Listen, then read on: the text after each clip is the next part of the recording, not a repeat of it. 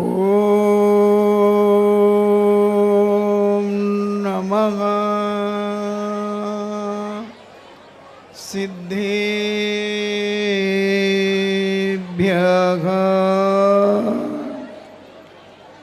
ॐ नमः सिद्धेभ्यः।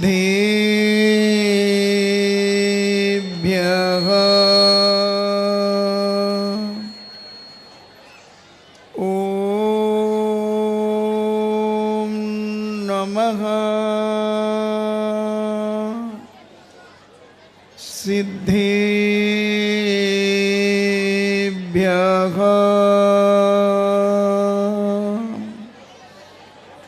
इणमो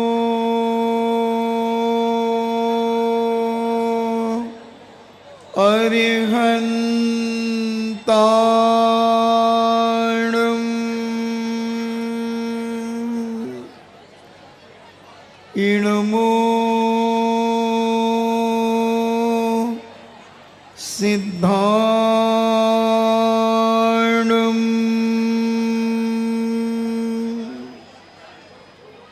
इणमो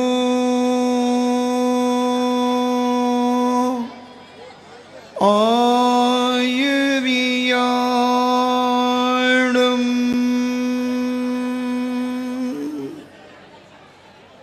इणमो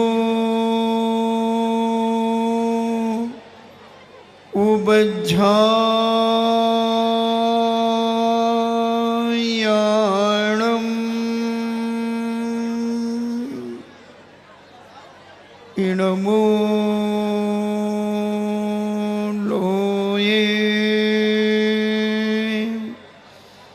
सब्बे साभूणम्।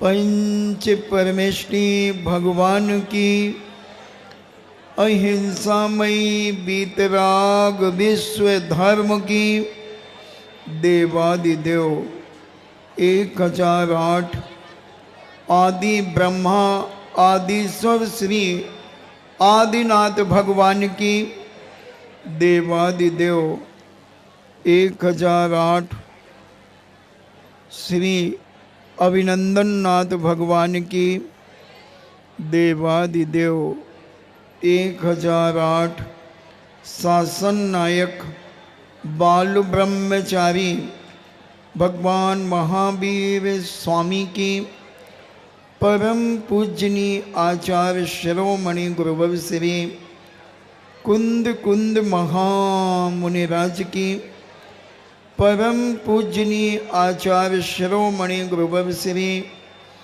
विद्यासागर जी महामुनिराज की परम पूजनीय निर्यापक श्रमण मुनि श्री सुधा सागर जी महाराज की परम पूजनीय 3,9 करोड़ महामुनिराजों की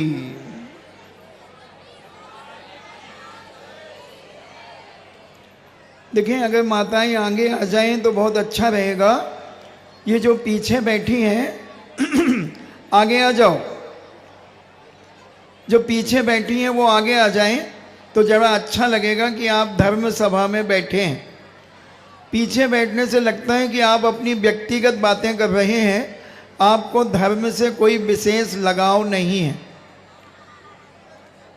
तो चर्चा चल रही है, एक बेटी ने अपना जीवन पिता के चरणों में समर्पित कर दिया है और बेटी का भाव है कि मेरे पिता जिसके साथ भी मेरे पीले हाथ करेंगे वह मुझे स्वीकार होगा, क्योंकि पुरुषार्थ करने के बाद जो कुछ भी हमें मिलता है वह हमारे पूर्व जन्मों के कर्मों के फल से मिलता है।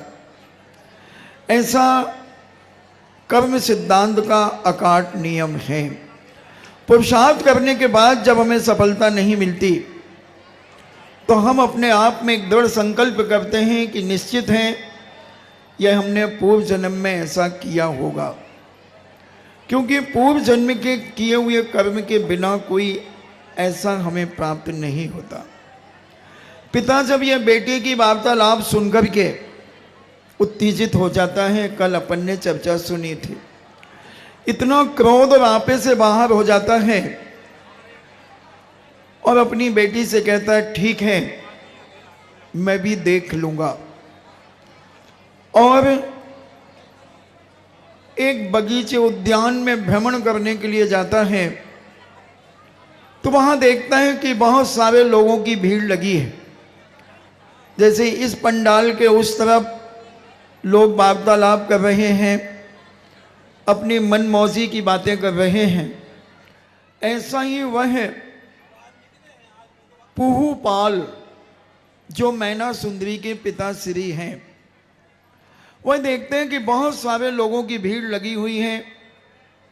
उसमें एक सर्वांग सुंदर एक व्यक्ति, मगर जिसके शरीर से कोड़ फूट रहा है, रोम रोम से समझें कि खून और पीप बह रही है, मांस के लोथड़े निकल रहे हैं। अब उसके साथ में 700 लोग और हैं। उनको देखकर उस मैना सुंदरी के पिता के चेहरे पर एक चमक आ जाती है, एक ऐसी प्रसन्नता आती है उसके अंदर कि चलो अब बेटी को मजा चखाने का मौका मिलेगा, क्योंकि ये बहुत कर्म कर रही है, बहुत धर्म कर रही है। अब इसको पता चलेगा कि धर्म और कर्म क्या होता है और स्वेच्छा से विवाह करने से क्या होता है।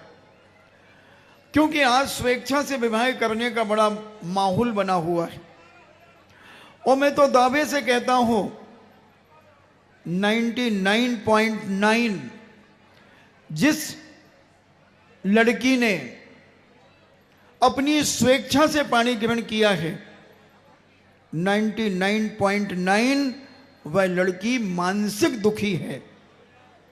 चेक कर लें आप, एक टॉर्च लेकर के, कोई भी टॉर्च ले लें, अपने मोबाइल का टॉर्च जला लें, किसान टॉर्च जला लें, जो भी टॉर्च आती है, और आप उसकी अंतरंग परिणामों को देख लें। ऊपर से भले वो खुश दिखे, मगर उसकी अंदर की वेदना मैं जानता हूं, क्योंकि हर चेहरा खुली किताब है, किताबों में ढूंढते क्या हो। उसके अंदर की मानसिक तनाव, उसके अंदर की विकृतियां, उसके अंदर के दुख, उसकी वेदना, उसके घर के झगड़े, वह जानती है बेचारी। अब पछताती है कि अगर मैं माता पिता की आज्ञा से विवाह करती तो शायद मुझे इस प्रकार का जीवन में कष्ट नहीं उठाना पड़ता। अनेक अनेक प्रकार के कष्ट बंधु जो मैं अपने मुख से नहीं कह सकता, ऐसी वेदनाएं होती हैं जिसे आपकी भाषा में लव मैरिज कहा जाता है। लव मैरिज करने वाली कोई भी कन्या बंधु अगर सुखी हो, 1-8% कोई बिरली हो, बाकी 99 तो दुखी ही हैं। खूब ढूंढ लेना, तुम्हारी किसी दुश्मन सहेली ने अगर ऐसा काम किया हो तो उससे पूछ लेना। मैंने कहा था कि 5 लोगों से मिलकर के काम अपने जीवन में करा करो। सबसे पहले जिस काम को तुम कर रहे हो उसमें तुम्हारे माता पिता की पूर्ण सहमति है कि नहीं। दूसरा, तुम्हारे गुरुजनों की सहमति है कि नहीं। तीसरा, समाज के प्रतिष्ठित और पंचों की सहमति है कि नहीं। चौथा, तुम्हारी बेस्ट फ्रेंड जो तुम्हारे हर गलत काम पर तुम्हें रोकती है, हर गलत काम पर तुम्हारा दोस्त जो तुम्हें रोकता है, वह सहमत है कि नहीं तुम्हारे कार्य से। पांचवा, तुम अपने जीवन का स्वयं लाभ हानि समझ कर के उस कार्य को कर रहे हो कि नहीं कर रहे हो, कि केवल इतने इमोशनल हो रहे, इतने भावुक होकर के वह कार्य कर रहे हो।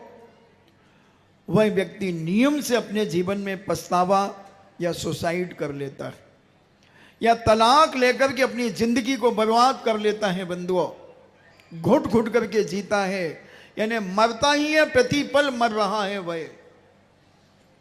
क्योंकि महाराज जी बाधा क्या है लव मैरिज में? ये प्रश्न उन बेवकूफ लोगों का हो सकता है, फिर भी मैं समझदार उनके उत्तर देने की ताकत रखता हूं। महाराज जी हमारे 3-4 साल से बातचीत चल रही है, हम लोग साथ में रहते हैं, ये पढ़ते हैं कॉलेजों में, ये करते हैं वो करते हैं। जब तुम्हें 3-4 साल में सब कुछ तुम्हारा आदान प्रदान हो गया है, फिर तुम शादी करके करोगे क्या? शादी के पहले जो बड़ी ऊंचाइयों की उड़ानें तुम्हें दिखाई जाती हैं, सुनाई जाती हैं, उधार लेकर के तुम्हारे साथ जेब खर्च किया जाता है, क्या क्या अत्याचार व नीति होती है, और जब तुम उसके पास पहुंच जाते हो तब वो ठिंगा ठन ठन गोपाल दिखा देता है, कुछ नहीं है, ये तो मुझे 5 लाख रुपए अभी दोस्त के देना है, क्योंकि तेरी ख्वाहिशें मैंने पूरी की हैं। तो वो गाड़ी, अरे गाड़ी तो मेरे दोस्त की थी, उसमें घुमाता था तुझे। अच्छा हाँ, अब मरो, कहाँ जाओगी? अब कहां जाओगी? मरो मरो।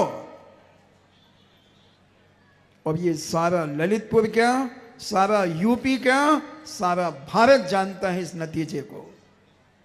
आज पढ़ने के नाम पर क्या अत्याचार हो रहे हैं। अभी 1 जनवरी और 31 दिसंबर को क्या किया तुम्हारी लड़कियों ने? दिल्ली के अंदर, इंदौर के अंदर, बड़े बड़े शहरों में दारू पी करके रोड पे पड़ी मिली हैं तुम्हारी लड़कियां। तुमने बेटी भेजी थी पढ़ने के लिए, बेटी गई थी तुम्हारे घर से पढ़ने के लिए, गई थी 12th पास करके, 10th पास करके या फर्स्ट ईयर में, और वहां की हवाओं में उसके जीवन में क्या जहर घुला कि 31st में उसने क्या दारू पी, क्या हुक्का पिए, कितनी सिगरेटें पी, और झूम झाम करके जैसे तैसे दुराचार उसके साथ हुए, और रोड पर फेंक करके चले गए बंदूक उस लड़की को। आप सबको मालूम है।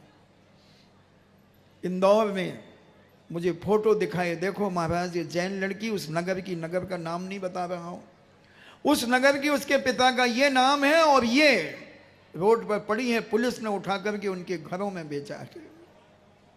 सैकड़ों। केवल पढ़ाई पढ़ाई सब कुछ नहीं है, उसके साथ में धार्मिक संस्कार चाहिए, धार्मिक संस्कार चाहिए। आज इतना अत्याचार हो रहा है बंधुओं, इतना अत्याचार हो रहा है जिसका कोई हिसाब मैं नहीं दे सकता आपको। केवल हम ये सोचते हैं मेरी बेटी पढ़ रही है, मेरी बेटी जॉब करेगी, नौकरानी बनाओगे तुम उसे। और एक बार हमारे पूज्य आचार्य ज्ञान सागर जी महाराज ने अपने साहित्य में लिखा कि ससुर की संपत्ति खाना स्वान के समान है। आचार्य ज्ञान सागर जी महाराज बहुत क्रांतिकारी थे, बहुत क्रांतिकारी थे बंधु, बहुत बड़े जोशाचार थे, बहुत बड़े साहित्याचार थे, जिन्होंने 4 महाकाव्य संस्कृत के लिखे।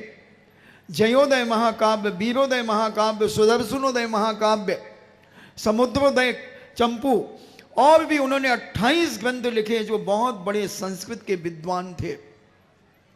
उन्होंने लिखा एक जगह अपने साहित्य में कि ससुर की संपत्ति जो खाता है वह स्वान के समान है।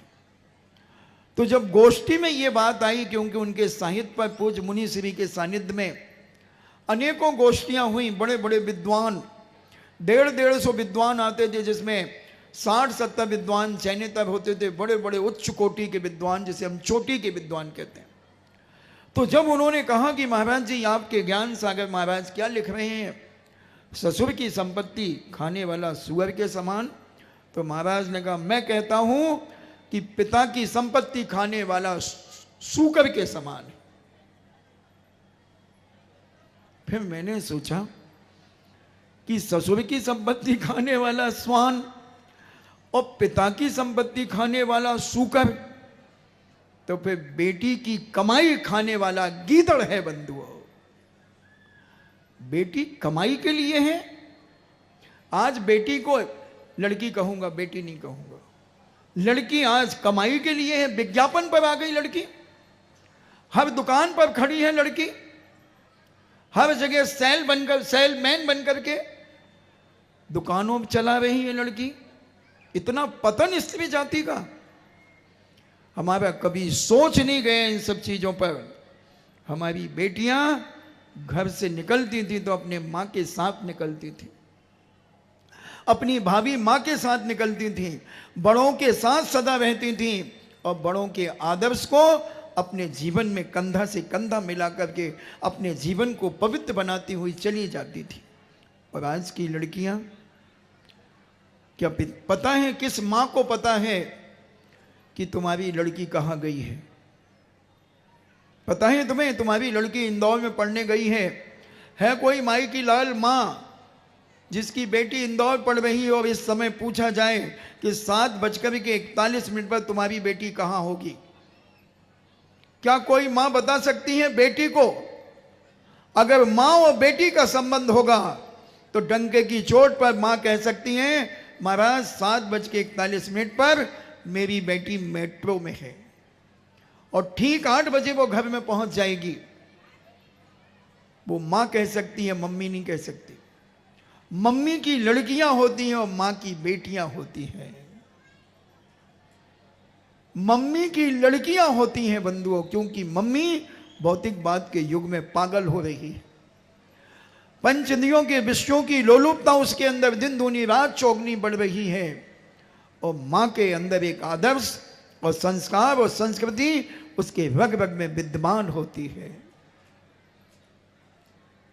हम विचार करें, केवल लौकिक पढ़ाई के लिए हम इतने गाफिल और पागल ना हो जाएं। हमें पता होना चाहिए कि हमारी लड़की क्या कर रही है, वहां पर किसके साथ घूम रही है, किसकी कारों में घूम रही है, कौन से हुक्का बार में जाकर के हुक्का पी रही है और छल्ले उड़ा रही है हुक्का के।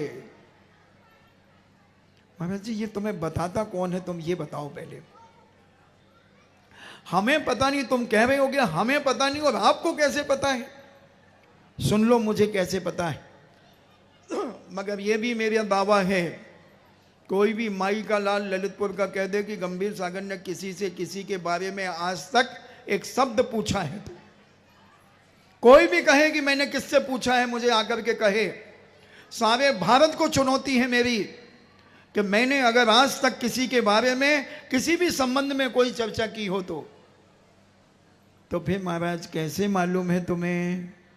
मेरी एक आंख और एक कान सारी दुनिया में घूमता है, सारी दुनिया में घूमता है, और कर्ण पिचासनी विद्या आकर के मेरे कान में सब कुछ सुना जाती है। और आप देखो क्या दुर्दशा हो रही है बंधुओं। आज पढ़ने के नाम पर क्या मस्तियां हो रही हैं, चाहे वो कोटा हो, चाहे वो इंदौर हो, चाहे भोपाल हो, चाहे दिल्ली हो, चाहे बंबई हो, XYZ कहीं पर भी क्या ठिठोलियां होती हैं लड़कों के साथ में। कैसे आधे कपड़े अर्ध कपड़े पहन करके 4 बजे ठेलों पर खड़े हो जाते हैं, चाट के ठेलों पर, पोहा जलेबी के ठेलों पर, और एक दूसरे को क्या चांटे मार रहे हैं, क्या छू रहे हैं, क्या हरकतें हो रही हैं। इतनी सड़क छाप बना दिया तुमने अपनी संतानों को। इतने तो छोटी जाति के लोगों के साथ भी ये हरकतें नहीं होती जो आज सवर्णों के साथ हो रही है बंधु। केवल पैसा ही सब कुछ नहीं है। अरे पैसा आज किसके पास नहीं है बंधुओं? पैसा कमाना कौन सी बड़ी बात है? एक भिखारी भी पैसा कमा लेता है, एक भिखारी भी पैसा कमा लेता है, और तुमने भी पैसा कमाया है। जाओ बेटी तुम ऐश करो, लो स्कूटी ले जाओ, ये क्या बोलते हैं ATM ले लो, तुम्हें जितना पैसा निकालना निकालो, जाओ। कितने पिताओं ने अपनी बेटियों को, अपनी लड़कियों को ATM दिया है, या उनके मोबाइल में इतना पैसा डाल दिया है। कभी पूछा तुमने कि बेटा ये पैसा तुमने एक महीने में 1000 रुपये कैसे खर्च कर दिया, किसमें किया? कौन पिता ने पूछा है अपनी लड़की से कि तूने 2,000 रुपए एक महीने में कैसे खर्च कर दिए? पता ही नहीं है तुम्हें कि वो क्या कर रही है, क्या खा रही है, कौन सी दारू पी रही है। ये विनाश, लड़कियों का विनाश जब पिता और मां के द्वारा होगा, ध्यान रखना अगले जन्मों में कभी तुम बेटा और बेटियों के मुंह नहीं देख पाओगे, क्योंकि जिसकी जो अपेक्षा करेगा उसे वो दोबारा नहीं मिलेगा बंधुओं। ये नियम है, नीति है। तुम्हारी लड़कियां तुम्हारा अपमान कर रही, तुम्हारी संस्कृति के विरुद्ध तुम्हारा जी करके ऐसा आराम कर रही हैं, अत्याचार कर रही हैं और धन दौलत को बर्बाद कर रही हैं। जब धन दौलत का अभिशाप उन्हें मिलेगा, धन दौलत का अभिशाप मिलेगा और कर्म कहेगा, अरे पापी, जिस माता पिता ने तुझे जिस कार्य के लिए भेजा था तूने वो काम नहीं किया और ऐस आराम और ययासी की है, तो ले अगले जन्म में भिखारियों के घरों में पैदा होगी। ये कर्म सिद्धांत नंगा सूत्र है बंधुओं, नंगा है। दूध का दूध और पानी का पानी करने की ताकत एक जैन दर्शन का कर्म सिद्धांत रखता है बंधुओं। दुनिया का कोई कर्म सिद्धांत इतना खुला नहीं कहता। अगर तुम्हें पैसे का अहंकार आया है, कुछ पिता तो ये कहते हैं, महाराज हमने अपने जीवन में बहुत गरीबी देखी है, बहुत परेशान हुए हैं महाराज। हमारे पिताजी 20-20, 25-25 किलो गेहूं लेकर के 10-10 किलोमीटर, 10-10 मील पैदल चल करके आते थे महाराज। हम अपने बेटे बेटियों को कभी कष्ट नहीं देना चाहते, हम उनके लिए बिल्कुल सब सुविधाएं देंगे। अरे बेवकूफ, अरे बेवकूफ, तू अपनी बेटियों का चरित्र बेच रहा है इस फैसिलिटी के नाम पर। इस धन दौलत के प्रभाव में उनके जीवन को बर्बाद कर रहा है। तुझे पता है तेरी बेटियां क्या कर रही हैं? तूने कष्ट सहन किए हैं तो उन्हें भी कष्ट सहन कराना चाहिए। और जो संघर्ष करता है अपने जीवन में, वही जीवन आनंदमय उत्साह से जीवन जीता है।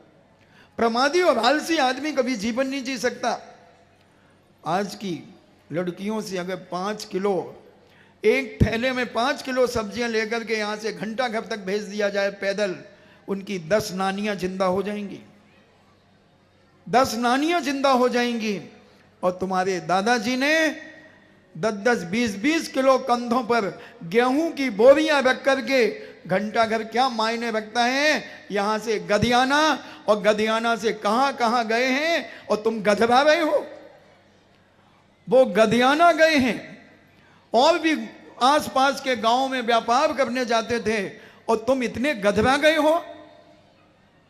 ये बाप के पैसे पर अहंकार करना दाने दाने पर मोहताज होने का कारण है बंधुओं।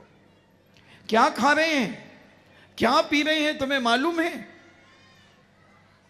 क्या लगा रहे हैं तुम्हें मालूम है? कल मैंने क्रीम के बारे में कहा था तो लोगों ने प्रश्न उठाया कि महाराज जी, तो फिर पहले तो सेप्टिक टैंक होते नहीं थे तो पहले क्रीमें कैसे बनती थी?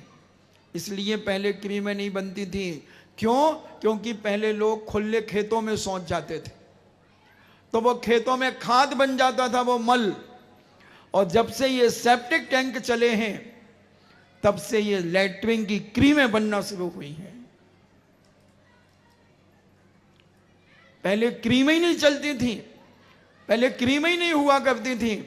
पहले आदमी अपने चरित्र से पवित्र होता था, गुणवान होता था, विवेकवान होता था, चारित्रवान होता था और अपना तेज अपने संयम के माध्यम से अपने चेहरे का तेज चमकाता था। उसका चरित्र इतना पवित्र था, उसका कैरेक्टर इतना पवित्र था कि दुनिया की कोई ताकत उसके ऊपर आंख नहीं उठा सकती थी। आज हम अपनी रूखी चमड़ी को, अपने रूखे सूखे शरीर को हम लैट्रिन की क्रीम लगा करके चमकाना दिखाना चाहते हैं। क्या करोगे तुम अपने जीवन में? अभक्ष खाकर के तुम अपने आप को हष्टपुष्ट बनाना चाहते हो। दूसरे जीवों को मार करके तुम अपने शरीर को बलिष्ठ बनाना चाहते हो। बंधुओं, जब तक तेरे पुण्य का बीता नहीं करार, तब तक तुझको माफ है अवगुण करो हजार। अवगुण करो हजार। विचार कर लेना, समझ लेना। मैना सुंदरी, मैना सुंदरी के लिए पिता सोचता है कि ये बहुत कर्म और धर्म की बात करती है। ये कोढ़ी व्यक्ति जो श्रीपाल है, इसके लिए यह ठीक रहेगा।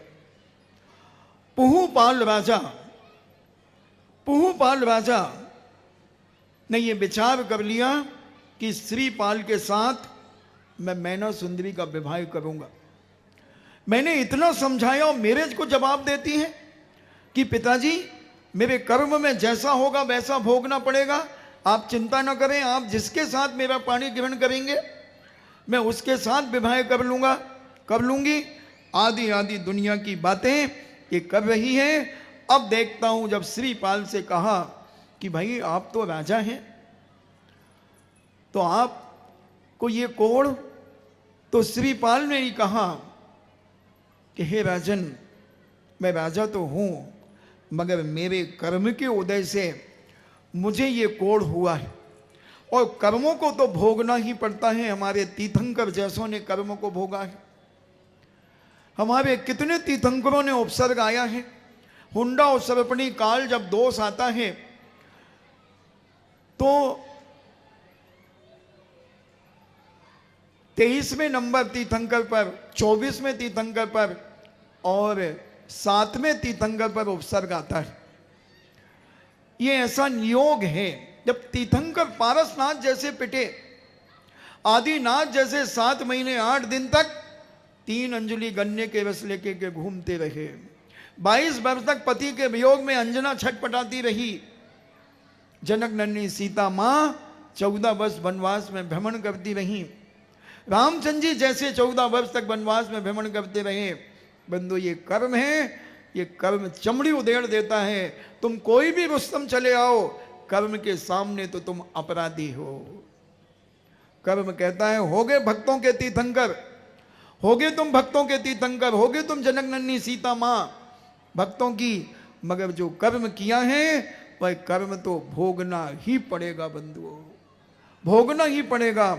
इसलिए वह श्रीपाल कहते हैं, राजन, मैंने कोई नियम से, कोई पूर्व जन्म में ऐसा पाप किया होगा जिसके कारण मेरे शरीर में ये कोढ़ हुआ है। सब पुरुषार्थ कर लिए गए, सारे इलाज कर लिए गए, मगर कोई इलाज नहीं हुआ। इसलिए मैंने अपना राज्य छोड़कर और इस उद्यान में आकर के अपना जीवन यापन करूंगा, और मैं अपने चाचा वीर दमन के लिए राजपाट देकर के आ गया हूं। पुहुपाल कहता है, जय सिया राम, हो गया काम, मिल गया मुझे। दोनों एक सी बुद्धि के हैं। वो भी कर्म और धर्म की बात कर रहा है, करती हैं, और ये भी कर रहा है। और श्रीपाल को निवेदन करते हैं कि आप मेरी लघु कन्या यानी छोटी कन्या हैं, जिसके साथ मैं आपको विवाह करना चाहता हूं। अपनी कोड़ी के साथ विवाह करना चाहता है। ये कसाई में कर रहा है बंधु। एक पिता इतना निकृष्ट हो गया है उसकी बुद्धि, क्योंकि वह मिथ्या दृष्टि धर्म कर्म को नहीं समझता था। और वह अपनी मंत्रियों ने जब देखा कि राजा ने निमंत्रण दे दिया है कोढ़ी के लिए, सारे मंत्री कहते हैं, राजन क्या कर रहे हैं? हमारा रोम रोम इस समय फटा जा रहा है कि ऐसी कोमलांगी जिसका एक एक अंग गुलाब की कली के समान कोमल है, ऐसी हमारी मैना सुंदरी को एक कोढ़ी के साथ आप विवाह कर रहे हैं। आप कोढ़ी को निमंत्रण दे रहे हैं अपने राज्य में। ऐसी भीषण परिस्थिति में मंत्रियों से रहा न गया, और मंत्री, एक मंत्री चुप होता तो दूसरा मंत्री अपनी बात रखता, और उन्होंने बड़े विनय पूर्वक राजा से निवेदन किया, महाराज यह कैसा अनर्थ करने जा रहे हैं, इस विषय में आप परामर्श कर लीजिए। हम मंत्रियों से मंत्रणा कर लीजिए कि इतनी बेटी सुंदर, सर्वांग सुंदर, गुण संपन्न, जो ज्ञानवान है, चारित्रवान है, गुणवान है, विवेकशील है, शास्त्री संगीत कला में पारंगत है, ज्योतिष में पारंगत है, ज्ञान में पारंगत है, ऐसा दुनिया का कोई ज्ञान नहीं है जिसे मैना सुंदरी को ना हो। और आप एक कोढ़ी के साथ विवाह कर रही हैं, तब इस प्रकार सहसा वचनबद्ध हो जाने का परिणाम क्या होगा। ऐसा सोचकर आप यह कार्य ना करें। सोचें इसका क्या दुष्परिणाम होगा। आपकी कन्या अत्यंत सुकुमार लोकोत्तर सुंदरी है और जवान है, अभी उसकी क्या उम्र है। यह कुष्ठ रोगी, इसके तो प्राय सभी अंगोपांग गल गए हैं राजन। इस श्रीपाल का एक एक अंग गल चुका है, उसके शरीर से दुर्गंध आ रही है, दुर्गंध आ रही है। इस संबंध को कदापि कोई उचित नहीं कहेगा राजन। आपकी प्रजा भी इसे स्वीकार नहीं करेगी और आपकी प्रजा भी आपको धिक्कारेगी कि इस राजा ने अपनी बेटी को गर्त में डाल दिया है। मगर राजा अहंकार में था। सभी लोग इस विवाह की निंदा करेंगे, आपका उपहास करेंगे। कुलीन कन्याएं सदा अपने माता पिता के अधीन रहती हैं। सुनो बेटियों सुनो, कुलीन कन्याएं जो होती हैं, अपने कुलाचार में जो अपना जीवन जीती हैं, वो अपने माता पिता के अधीनस्थ रहती हैं और शादी के बाद अपने पति के अधीनस्थ रहती हैं। और जब उनकी संतानें हो जाती हैं और पति जब असमर्थ हो जाते हैं, तो उनका जीवन अपने बच्चों पर अधीनस्थ होता है। ये नीति है।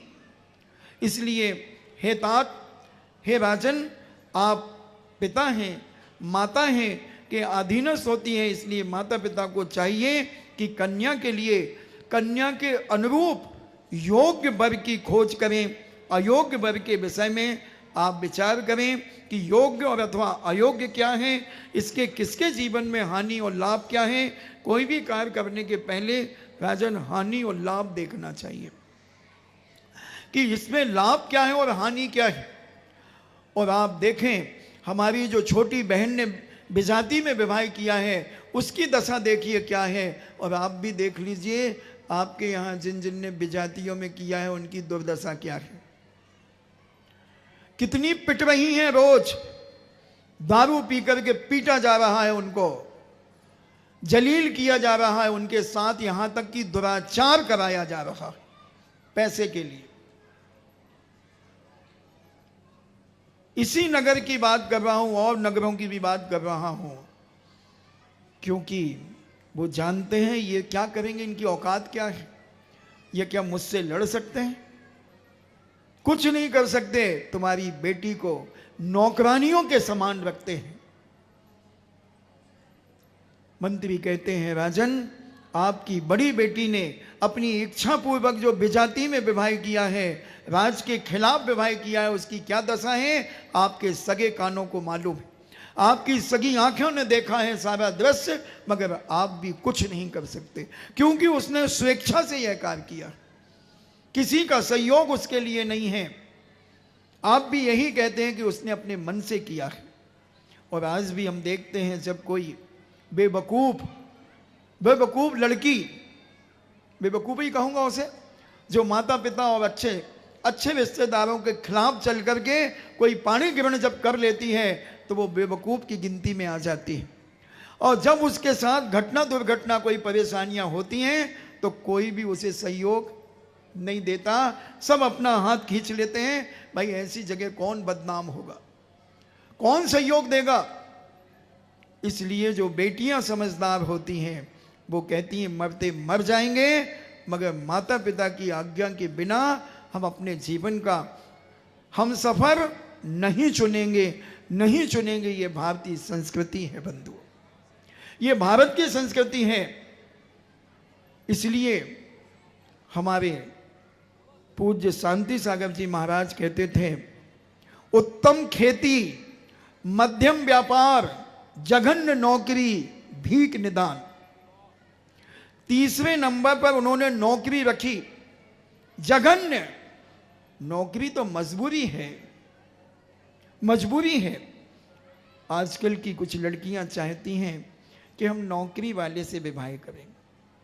तो मैं आपसे पूछना चाहता हूं, डॉक्टर की पत्नी डॉक्टरनी कहलाती है, वकील की पत्नी वकीलन कहलाती, चाहे वो अंगूठा छाप हो, चाहे उसे कोई इनकम टैक्स का भी कोई ज्ञान ना हो, सेल टैक्स का कोई ज्ञान ना हो, जीएसटी का कोई ज्ञान ना हो, कोई दफा का कोई ज्ञान नहीं हो, 151 किस्में लगती है, 376 किस्में लगती है, 302 किस्में लगती है, 307 किस्में लगती है, उसे कोई ज्ञान नहीं है इन सब का, फिर भी वो कहलाती है वकीलन बाई जय जिनेत। डॉक्टर की पत्नी डॉक्टरनी, और सेठ की पत्नी सेठानी। सेठ की पत्नी सेठानी, और सेठ किसे कहते हैं? जिसका सेल्फ बिजनेस होता है वो सेठ होता है, चाहे प्रधानमंत्री क्यों ना हो वो नौकर है, राष्ट्रपति क्यों ना हो वो नौकर है।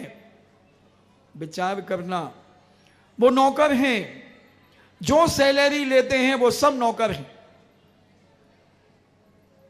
और जो स्वयं 10,000 रुपए की दुकान रखा हुआ है, जो उसके यहाँ सेठ एक साबुन देना लाइफ बॉय, सेठ एक लक्स देना, एक रेक्सोना देना, एक हमाम देना, एक जय देना, एक पीएफ से देना, एक मोती सोप देना, एक सेंदर मैसूर सोप देना, एक पेस्ट देना कोलगेट का, एक सिंथॉल का ब्रश देना, क्या नहीं मांगता सेठ सेठ सेठ। और सेठ की पत्नी सेठानी, सेठ की पत्नी सेठानी। देखें और नौकरी और व्यापार में क्या डिफरेंस होता है। मान लीजिए किसी व्यक्ति की 5 बेटियां हैं और 2 बेटे हैं, दोनों बेटे बहुत अच्छा व्यापार करते हैं, और उसने 5 बेटियों में से 3 बेटियों की शादी व्यापारियों के बेटों से कर दी, 2 बेटियों ने अपने मनपसंद नौकरी वाले से शादी कर ली।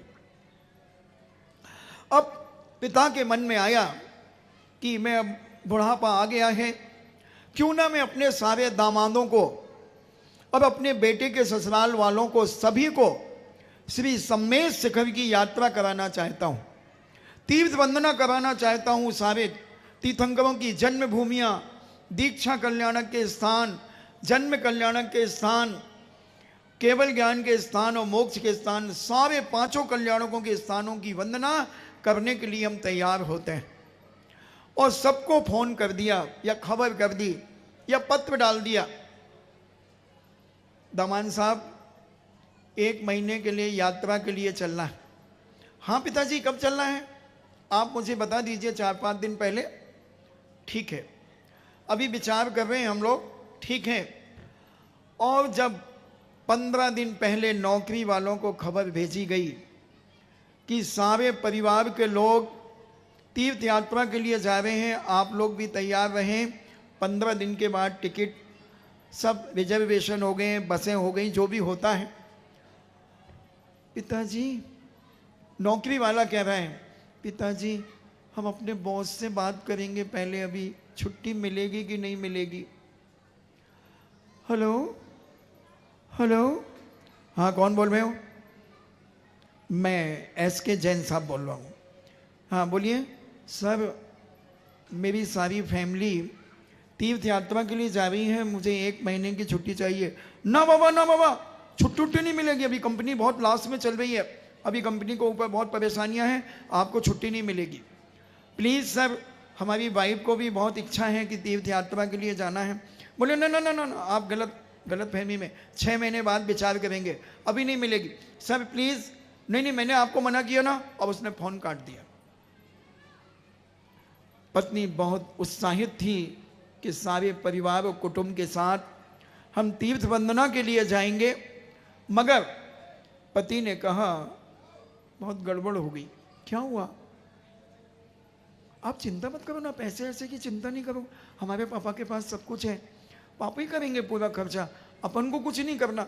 अरे खर्चे की बात नहीं है, ये बॉस ने छुट्टी के लिए मना कर दिया है, फिर अपन नहीं जाएंगे क्या? अपन शिखर जी नहीं चलेंगे?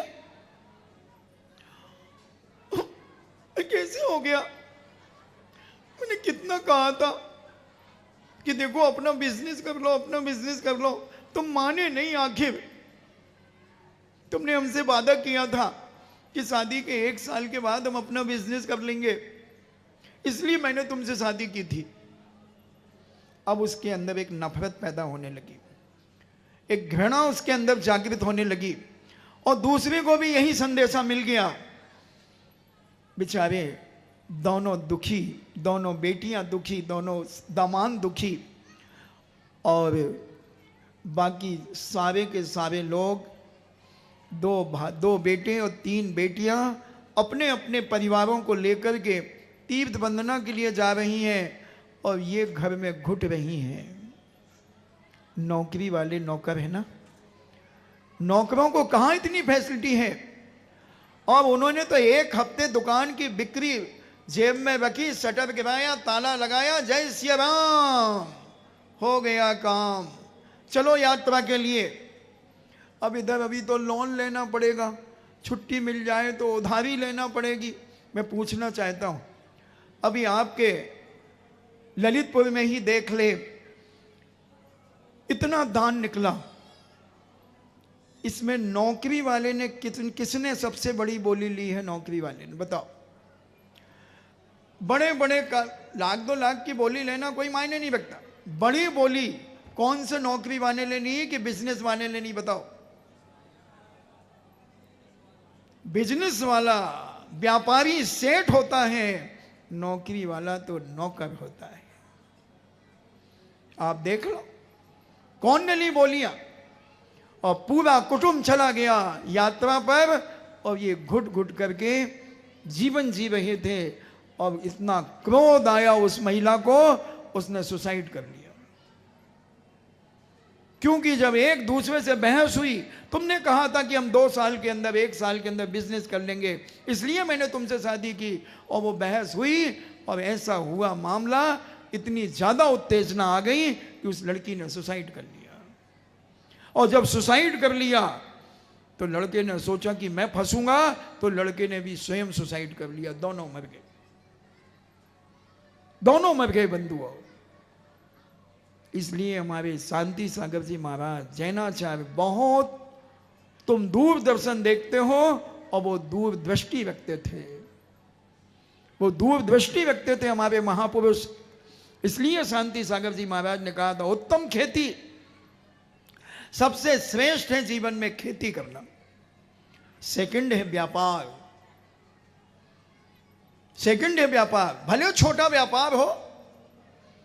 और पुण्य, जब जिनैन भगवान का हम अभिषेक और पूजन करेंगे, उनका गुणानुवाद करेंगे, भक्ति करेंगे, तो पुण्य आएगा, कहां जाएगा?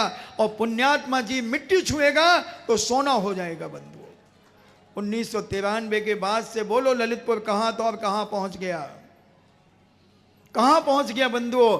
ये अभिनंदन नाथ भगवान और आदिनाथ भगवान और जो भी भगवान है, उन जिनालयों का चमत्कार है। पूज्य मुनिश्री ने तुम्हें जो अभिषेक करने की विधियां सिखाई और तुम्हें बताया कि धर्म का मर्म क्या है, उस धर्म के मर्म को तुमने समझकर पुण्य जब कमाया, अब उस पुण्य से तुमने जो पाया वो केवली भगवान की साक्षी में और तुम्हारी सगी आंखों के सामने खुद उपस्थित है बंधुओं। पुण्यात चाहिए, पुण्य चाहिए, पुण्य फला अर्हंता। नौकरी वाला क्या अभिषेक कर सकता है? हाँ महाराज जी, संडे को कर लेंगे, छुट्टी संडे को होती ना तो संडे को कर लेंगे, क्योंकि ऑफिस का बहुत लोड रहता है महाराज जी। मंदिर भी नहीं आ पा, मंदिर नहीं आते हो रोज? तुम नहीं आ पाता मैं। महाराज जी प्लीज़ आप मुझे बात मत करिए, क्योंकि मैं 9 साढ़े 9 बजे उठता हूँ और 10 मुझे ऑफिस जाना पड़ता है, प्लीज़। और व्यापारी कहता है मैं तो अभिषेक करूंगा, दुकान खुले और चाहे ना खुले, पहले जिनैन भगवान का अभिषेक होगा, फिर उसके बाद दुकान खुलेगी। ये है जिनेंद्र के भक्तों की भक्ति। श्रीपाल को ले जाया जा रहा है पुहुपाल अपने नगर की ओर। आमंत्रण कर दिया है समूचे काफले को, सारे 700 कोड़ियों को, काफले को निवेदन कर दिया है, आप चलिए और हमारी बेटी से श्रीपाल का विवाह रचाइए। स्वतंत्रतापूर्वक विचार कर लेने के बाद विवाह संबंध स्थिर करना यदि अज्ञानता बस मंत्री कहते हैं कि राजन ठीक है आपने निश्चित कर लिया है विवाह, मगर अज्ञानता के वशभूत बालकों से अगर कोई अपराध हो जाए तो उस अपराध को माता पिता कृपा पूर्वक स्नेह वात्सल्य के कारण क्षमा कर देते हैं, क्योंकि मनुष्य गलतियों का एक पिंड होता है। बेटी ने गलती कर दी, बेटी ने जिद कर ली है, पिताजी आप राजा हैं, आप अपने प्रेम और वात्सल्य से इसे माफ कर दीजिए। इस समय अहंकार इत्यादि अल्प कसाएं के कारण अपने वशवर्ती प्राणों को कष्ट देने का उपक्रम रचकर सदैव के लिए दुखी अपने जीवन को मत बनाओ। हे राजन आप जीवन भर दुखी रहेंगे, क्योंकि आपकी बेटी जब कोड़ी के साथ रहेगी तो क्या आपको शांति मिल जाएगी, कि आपको सुख मिलेगा? मगर राजा कहता है कि जो मैंने सोच लिया वह होगा। नीतिकारों ने कहा है, मंत्री कहते हैं, बालक, वृद्ध, स्त्री, निर्बल, पशु, आधीनस्थ एवं शरणागत अथवा पीठ दिखाकर युद्ध के मैदान से भागने वाले के प्रति क्षत्रियों को कभी क्रोध नहीं करना चाहिए। ये नीति कहती है बुजुर्गों के ऊपर कभी क्रोध नहीं करना चाहिए, बालकों के ऊपर कभी क्रोध नहीं करना चाहिए, स्त्री के ऊपर कभी क्रोध नहीं करना चाहिए, कमजोर व्यक्ति के प्रति कभी क्रोध नहीं करना चाहिए, पशुओं के प्रति कभी क्रोध नहीं करना चाहिए, और जो आपके अधीनस्थ हैं, जो आपके अंडर में रहते हैं, यानी आपके शरणागत हैं, यानी नौकर चाकर आदि हैं, उनके प्रति भी कभी क्रोध नहीं करना चाहिए, उनके प्रति सदा दया प्रेम और वात्सल्य रखना चाहिए, ऐसा नीति कहती है। इसके ऊपर दया भाव ही दिखाना चाहिए राजन। इस प्रकार मंत्रियों के बहुत कहने पर मगर भवितव्यता यानी होनहार जैसी होती है उसे कौन टाल सकता है।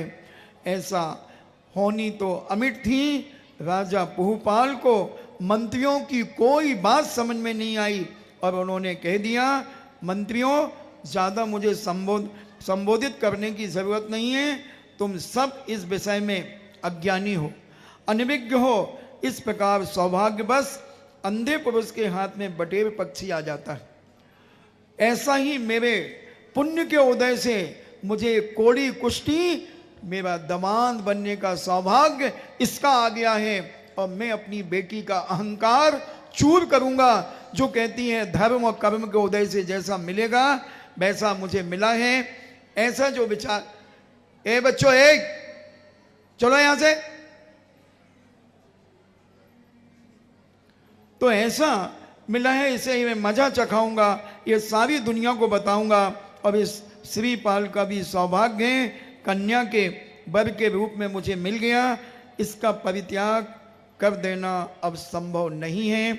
ऐसा योग्य वर की प्राप्ति मुझे हुई है, और संप्रति आपका हृदय किसी के कारण से परिवर्तित हो गया है, किंतु भविष्य में इसके लिए पश्चाताप करना पड़ेगा। मंत्री कहते हैं, राजन आप भविष्य में बहुत दुखी होंगे, यह पक्का है। इसलिए हम लोगों का सादर अनुरोध है कि ऐसी महत्वपूर्ण समस्या का समाधान आपके अलावा कोई और नहीं निकाल सकता। आप विचार करें, समझने की कोशिश करें। मंत्रियों की सलाह को सुनकर राजा ने उत्तर दिया, तुम लोग एक ही बात को बार बार क्यों कह रहे हो? तुम्हारी बातों का कोई औचित्य स्वीकार करने के लिए मैं कदापि तैयार नहीं हूं। तुम्हें जो कहना कहो, मगर जो मुझे करना मैं वो करूंगा, मुझे किसी की कोई चिंता नहीं। मैना सुंदरी के अत्यंत कठोर वचन मेरे हृदय में ऐसे चुभ रहे हैं, तीर के समान चुभ रहे हैं। अब उसके कर्मवाद की परीक्षा में लूंगा। जो मैना सुंदरी ने मुझसे कहा है उसका मैं जवाब देने के लिए तैयार हूँ मैना सुंदरी को, इसलिए मैं उसकी परीक्षा लूँगा। जो होना था वो सो हो चुका, मुझे अब अपने निश्चय पर कोई डिगा नहीं सकता। इसके बाद राजा मुहुपाल ने श्रीपाल और उसके इष्ट मित्रों को साथ लेकर के अपने नगर की ओर प्रस्थान कर दिया। कुछ समय के बाद नगर के निकट पहुंचकर राजा पुहुपाल ने एक बहुत सुंदर बगीचे में श्रीपाल को ठहरा दिया और सारे कुश्ती कोड़ियों को ठहरा दिया और अपनी कन्या मैना सुंदरी के पास पहुंचकर उससे कहता है, बेटी जब अब भी समय है तुम अपने हठ का परित्याग कर दो एवं अच्छी सोच समझकर कहो कि तुम्हें कैसा वर चाहिए, तुम खुद चयन करो बेटा। मगर मैना सुंदरी कहती है, मैं इतनी निर्लज्ज नहीं हूं पिताजी, इतनी गिरी हुई नहीं हूं, सड़क छाप नहीं हूं कि मैं अपना पति खुद चुनूं, इतनी छोटी गिरी हुई नहीं हूं, ऐसे नीच कुल की मैं नहीं हूं, मैं उच्च कुलीन हूं, सवर्ण हूं, राजकुमारी हूं और गुरुओं के पास बैठ करके मैंने जो अध्ययन किया है वह अध्ययन कहता है माता पिता के विरुद्ध में अपने जीवन में एक शब्द भी कभी उत्पन्न मत करना। और वह मैना सुंदरी ने उत्तर दिया, पिताजी मैं इस प्रकार का कोई भी कदम अपने जीवन में नहीं उठा सकती। प्राणी यदि दर्शन भ्रष्ट होता है, अपने को धर्मात्मा प्रचारित करने वाला यदि दया से हीन होता है, विवेक शून्य होकर यदि कोई ध्यान में सफलता पाना चाहता है, अपने क्रोधी स्वभाव में परिवर्तन किए बिना यदि कोई त्यागी हो जाने की इच्छा रखता है एवं पिता की आज्ञा को भंग करके भी यदि कोई पुत्र अपने को गुणवान समझता है तो उसे विडंबना नहीं और क्या कहा जाएगा, क्या कहा जाएगा, विडंबना ही है जो अपने माता पिता की आज्ञा का उल्लंघन कर रहा है। इन सभी की क्रियाएं धर्म एवं गुण व्यर्थ हैं, इसलिए कदापि सफलता प्राप्त नहीं हो सकती। पिताजी मैं आपसे पुनः यही निवेदन करना चाहती हूँ, आप अपनी इच्छा के अनुसार मेरा पाणी ग्रहण कीजिए और जो वर आप मेरे सामने लाएंगे मैं खुशी खुशी उसके गले में वरमाला डाल दूंगी, हर्ष के साथ, खुशी के साथ। यद्यपि मैना सुंदरी ने राजा से नीतिपूर्ण वचनों ही कहे तथापि उसे सुनकर राजा संतुष्ट नहीं हुआ तथा बोले, मैंने तुम्हारे लिए कुष्ठ रोगी कोड़ी वर खोज लिया है। राजा ने अपनी बेटी से कहा कि तुम्हारे लिए कोड़ी वर मैंने खोज लिया है, अब तुम उसी को प्रसन्नतापूर्वक वरण करो। अपने पिता की बात को सुनकर मैना सुंदरी के मन में किसी प्रकार का खेद नहीं हुआ। और आज की छोरियों को थोड़ा सा अगर उससे सांवला हो जाए, पापा क्या देखा आपने, नहीं मैं नहीं करूंगी उससे। क्यों, क्या बात है बेटा, पापा वो सांवला है वो, और मेरे को देखो ना, हम तो लिपे पुते हैं पापा। इसलिए मैं कहता हूं, एक बात और ध्यान आ गई कि कभी भी अगर किसी की बेटी देखने जाओ तो पहले से सूचना करके मत जाना, कभी मत जाना। बातचीत चलिए तुम्हारी, फिर भी कह देना कि हाँ ठीक है मैं देखने आऊँगा। कब आएंगे, अब जैसे मुझे समय मिल जाएगा मैं आ जाऊँगा। और सीधे सुबह 6 बजे अचानक पहुँच जाओ, दरवाज़ा खटखटा रही है लक्ष्मी, और दरवाज़ा खुलवाओ। अरे आप आ गए, आपने सूचना नहीं दी। नहीं मैं यहाँ से जा रहा था तो मैंने सोचा कि चलो एक नज़र बिटिया को देखते चले जाएं। अब बिटिया तो गधे घोड़े बेच के सो रही थी, उसको अगर पहले से मालूम होता तो वो ब्यूटी पार्लर में जाकर के लिप पुत के आ जाती। और वो कहते बेटा उठो उठो उठो। क्या है पापा, अभी तो 6 बजे, अभी क्यों उठा रहे हो? उठो बेटा, वो उधर से वो देखने वाले आए ललितपुर वाले। अब यार पापा कैसे है, ये कोई समय आने का उनका दिमाग है कि नहीं उनके पास, पहले से सूचना नहीं की। कोई बात नहीं बेटा 2 मिनट के लिए आ जा। यहाँ से लाभ बह रही थी, यहाँ सफ़ेद सफ़ेद लगा हुआ था, आंखों में कीचड़ लगा हुआ था, और जैसे जैसे मुंह पे लात फेर के, मुंह पे हाथ फेर करके जैसे जैसे वो आई, और उस लड़के के पिताजी ने एक नज़र, अच्छा यही है साहब हमारी बेटी, इसी का, हाँ वाह बहुत अच्छा। जय ने कौन कर रहा है, वो सो के उठी है भूतनी। जय ने, हाँ बेटा जय जने ठीक तो हो बेटा? हाँ ठीक है। अच्छा मैं चलता हूं, बैठिए ना, नाश्ता। अब नहीं, मुझे अभी ट्रेन है, अभी ट्रेन से जाना मुझे, मैं दिल्ली जा रहा था, तो मैंने कहा एक नज़र देखते चला जाऊं। ओरिजिनल बेटी, ओरिजिनल बेटी।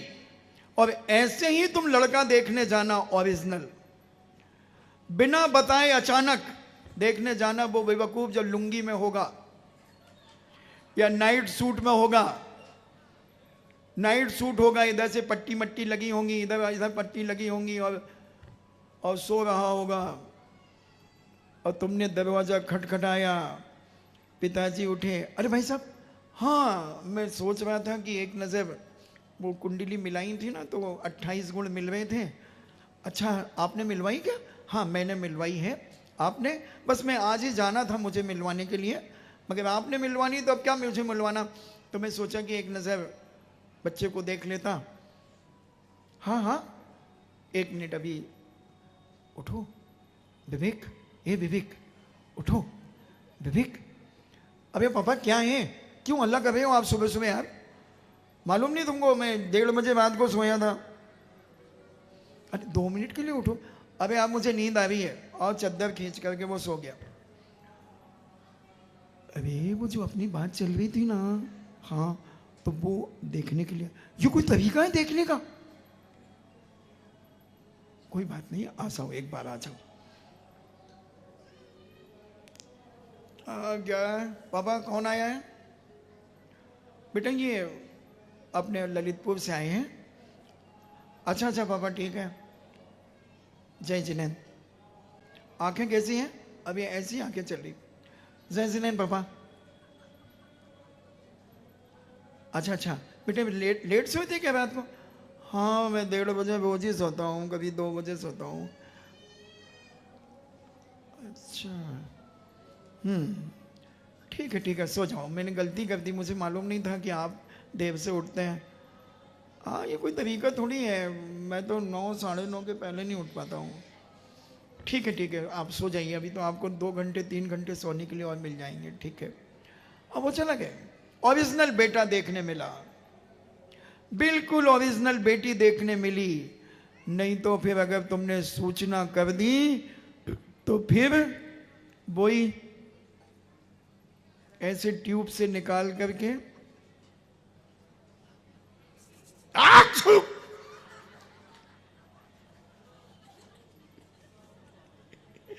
वो लगी मिलेगी जिसमें से बदबू आएगी, बदबू। बोलो, बदबू आएगी। तो ये देखने के तरीके हैं। और पहले और अच्छे से देखते थे लोग। अचानक उस गांव में, उस नगर में जाते थे और उनके घर के आसपास की दुकानों में जाकर के पूछते थे कि भाई यहाँ फलाने चंजी रहते हैं, वो खकारमल थूक चंजी रहते हैं ना, उनका बेटा वो गरीब दास है। हाँ हाँ, वो उनकी हाँ वो अभी शादी लायक है। कैसा है वो बेटा? ठीक है। अच्छा अच्छा, मंदिर मंदिर जाता है? अरे बहुत धर्मात्मा भैया, वो तो प्रतिदिन अभिषेक के बिना पानी नहीं पीता है। क्या बात करते हो? हाँ हाँ बिल्कुल, हमारे तो बिल्कुल 2 मकान के पड़ोस में ही रहता है। अच्छा, तो आप अच्छे से जानते हैं? हाँ। फिर दूसरे कपड़े बदल करके तीसरी चौथी पांचवी दुकान में चले गए, वहां पूछ लिया। ऐसे 4-5 जगह पूछ करके फिर आगे बात बढ़ाते थे। ऐसा ही बेटी के बारे में जाते थे, पूछते थे, और बेटी से जब थोड़ी सी आगे बात पक्की हो जाती थी तो बेटी से पूछा जाता था, बेटा आपको कल्याण मंदिर स्तोत्र आता है? जी आता है। बेटी का सिर नीचे होता था और बेटी कहती थी, जी पिताजी आता है। तो आप 5वें नंबर का काव्य सुनाएंगे? जी। और वो नीचे मुंडी करके सुना देती थी। अच्छा, तत्वार सूत्र का 6ठा अध्याय सुनाओ, आता है? हाँ। द्रव्य संग्रह सुनाओ, हाँ आती है। खटाखट सुनाती थी और जय सिया राम हो गया काम। और आज पूछते हैं, आपको कौन सा हीरो पसंद है? आपको कौन सी हीरोइन पसंद है? आपने कौन सी फिल्म देखी? क्या क्या पूछते हैं, आपकी हॉबी क्या है। अब वो हीरो का नाम बता रही, वो लड़की पे तुझे खाक पसंद करेगी जब हीरो को वो उसे पसंद कर रही है। वो तो तू तो बोझ बन के रहेगा उसकी जिंदगी में, क्योंकि उसका पसंद तो वो है बंबई का हीरो। और लड़के ने बता दिया मुझे वो हीरोइन पसंद है, तो तू मरने जा रही है क्या वहां पर? उसका दिल तो वहीं गया है, वो बंबई के पास। तू क्या करेगी वहां?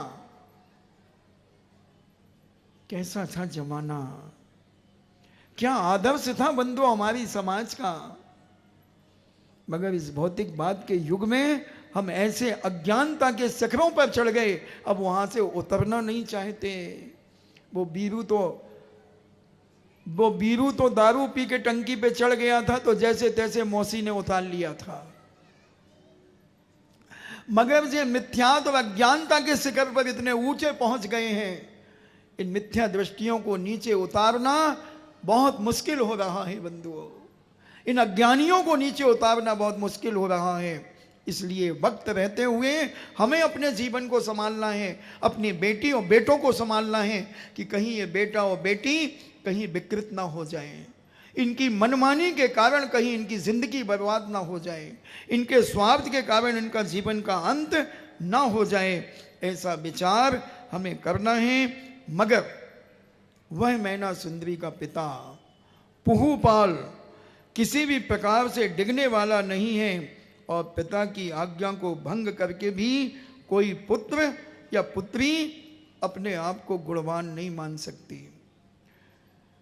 विडंबना नहीं और क्या कहा जा सकता है। इन सभी की क्रियाएं धर्म गुण व्यर्थ हैं। ऐसे लोगों के सामने धर्म की बातें करना, गुणों की बातें करना व्यर्थ हैं, और इन सभी को कदापि सफलता प्राप्त नहीं हो सकती। पुनः यही निवेदन करना चाहती हूँ, आप अपनी इच्छा के अनुसार मेरा विवाह किसी भी वर से कर दें, मुझे सहर्ष स्वीकार है। आपका समय हुआ, कल फिर चर्चा करेंगे इन्हीं मंगल भावना के साथ। जिनवाणी स्तुति। जिनवाणी के ज्ञान से सूझे लोकालोक, सो वाणी मस्तक के धरूं सदा देते हूँ धोख। हे जिनवाणी भारती तो ही जपो दिन रैन, जो तेरो शरणा गहे सो पावे सुख चैन। देव भजो अरिहंत को गुरु सेवा निर्ग्रंथ। दया धर्म पालो सदा यही मोक्ष का पंथ। 9 बार नमोकार।